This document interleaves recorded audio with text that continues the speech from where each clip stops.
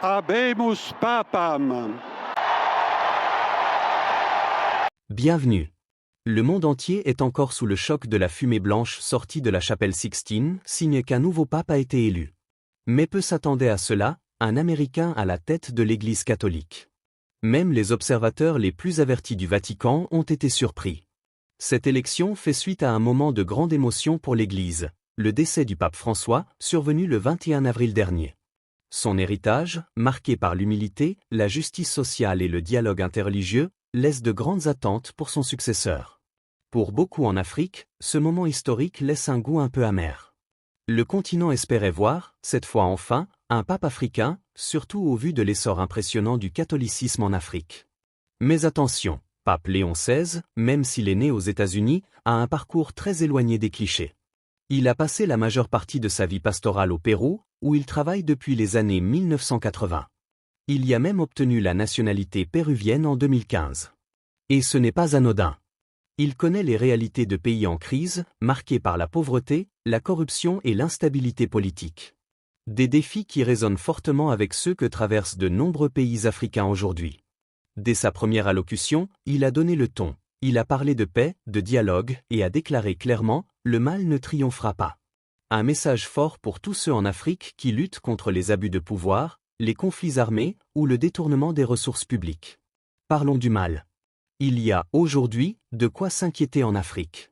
En Côte d'Ivoire, l'exclusion de certains poids lourds de la politique de la course à la présidence suscite débats, frustrations et soupçons. Au Cameroun, le ton monte à l'approche des élections. En République démocratique du Congo, la guerre meurtrière se poursuit. Plus de 3000 personnes ont été tuées rien qu'en 2025, dans un pays pourtant riche en ressources naturelles, mais victime de ces mêmes richesses. Au Soudan, la guerre a provoqué la plus grande crise humanitaire au monde. Dans la région du Sahel et autour du lac Tchad, les groupes extrémistes multiplient les attaques. Leurs opérations deviennent de plus en plus sophistiquées, visant aussi bien les forces armées que les populations civiles.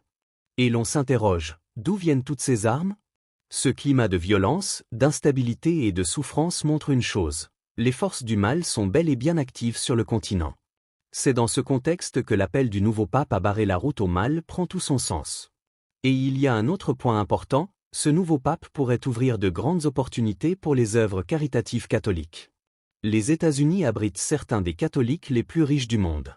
En moins de 24 heures après son élection, 16 millions de dollars ont déjà été promis pour soutenir ses missions. C'est une promesse énorme pour les actions humanitaires, notamment en Afrique. Après la fermeture soudaine de l'USAID, les conséquences ont été lourdes, particulièrement dans plusieurs pays en crise ou à faible revenu. Des services de base comme la santé et l'éducation se sont retrouvés fragilisés. De nombreux jeunes, employés sur des projets financés par cette agence américaine, ont perdu leur emploi. Mais aujourd'hui, un nouveau potentiel financier se dessine. Peut-être une chance de relancer ces projets sociaux abandonnés. Peut-être une opportunité de restaurer ces emplois perdus. Une manière de réparer, au moins en partie, les dégâts. Comme on dit souvent, quand une porte se ferme, Dieu ouvre une fenêtre. Rappelons aussi une chose essentielle. Dans l'humanitaire, il y a du business. Les crises ne mobilisent pas seulement des ONG et des volontaires. Elles font aussi tourner une véritable économie locale.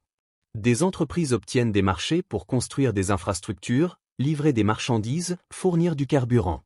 En réalité, l'industrie de la logistique marche main dans la main avec l'humanitaire. Quand un programme s'arrête brutalement, ce ne sont pas seulement les bénéficiaires qui sont touchés, mais toute une chaîne économique qui s'effondre. L'Afrique devra peut-être encore attendre son tour pour voir un pape issu de son continent. Mais n'oublions pas, le Vatican a plus de 2000 ans d'histoire. Il avance lentement, mais sûrement. En attendant, avec son expérience du Sud, le pape Léon XVI pourrait devenir un allié fort dans la lutte contre la pauvreté, la corruption et l'injustice. Alors, oui, le pape, qu'il soit africain ou pas, reste un allié. Mais ne nous y trompons pas, le vrai levier du relèvement du continent est entre les mains des Africains eux-mêmes. Le véritable défi de l'Afrique, c'est la capacité de ses dirigeants à mettre en place des systèmes de gouvernance qui permettent l'épanouissement des citoyens. Des systèmes solides, résistants à toute forme d'ingérence. La priorité n'est pas de courir après des postes symboliques, mais de poser des fondations durables. La Chine, aujourd'hui puissance économique de premier plan, respectée sur la scène mondiale, n'a jamais eu de pape, ni de secrétaire général de l'ONU, ni même de président de la FIFA. Idem pour la Russie. L'Afrique doit se concentrer sur l'essentiel. Le pape, lui, restera un allié. Mais c'est à nous de construire l'avenir. Et vous, qu'en pensez-vous? L'élection d'un pape américain est-elle une chance ou une occasion manquée pour l'Afrique? Dites-nous ce que vous en pensez en commentaire. Et n'oubliez pas de liker, partager et vous abonner pour ne rien manquer de l'actualité mondiale expliquée simplement.